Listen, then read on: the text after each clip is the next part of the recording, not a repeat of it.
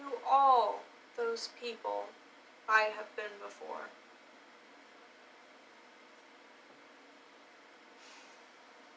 As I sit beside this slow rippling creek, breathing in the earthen air, I feel as though I must apologize.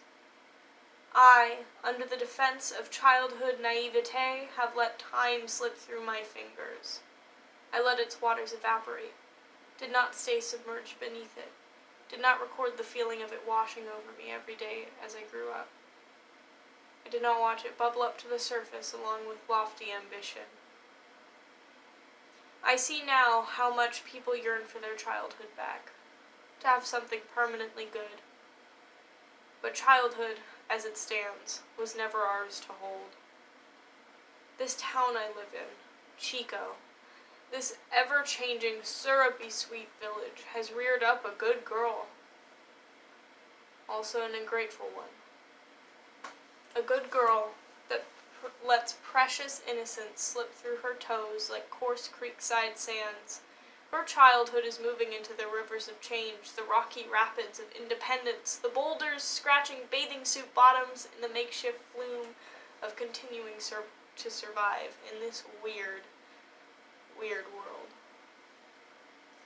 Whatever adulthood may bring, I am sorry for not seeing how slow the lazy river of youth did flow, how gentle, refreshing, and crisp it is now to me. Those delicious, slow-moving ripples power my mind's way through the white waters so that I may again rest my head on youth's banks. And I'm sorry also to Mom, to Kenny, to aunts and uncles and grandparents and cousins and teachers and teammates. I grew up too fast, and I can't stop growing up.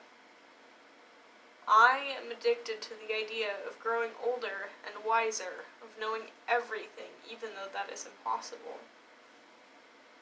So I must plunge over this waterfall. I have to see what may lie on the other side of my life, and I can't go back now. Lastly, there is one last apology I need to make. I'm sorry, Sophie.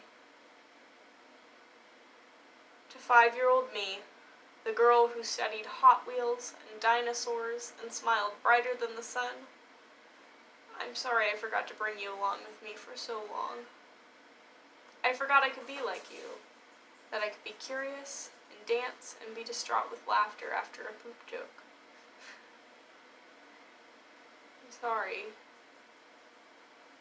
Your big, beautiful brown eyes, adored by all they gazed upon, well, they still live within me, but they're buried deep. And I'm also sorry to that lonely, chubby kid at Parkview. We continue to doubt our ability to be loved and respected, despite all the clear evidence to the contrary.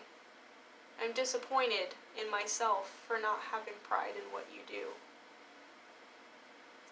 And to middle school Sophie, I'm not going to try to erase you anymore. You loved what you did, what shows you watched. You defended your friends with intense ferocity and never, ever permitted anyone to tell you your values were shameful.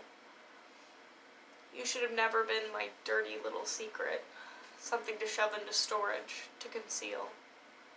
Accepting you means I love myself again, like the old days. Like time froze in place and became a pool of the eternal moonshine of youth. And lastly, dear Sophia, wherever you may be on your journey through the waters of life, I will try my hardest to make things good for you. To love without fear, like a child.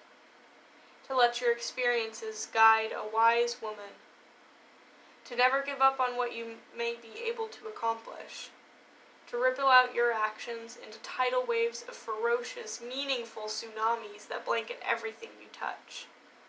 Sophia Elise Simmons, you are incredible. You have grown to be important and worthy, beautiful, strong. You make the world spin for yourself every day.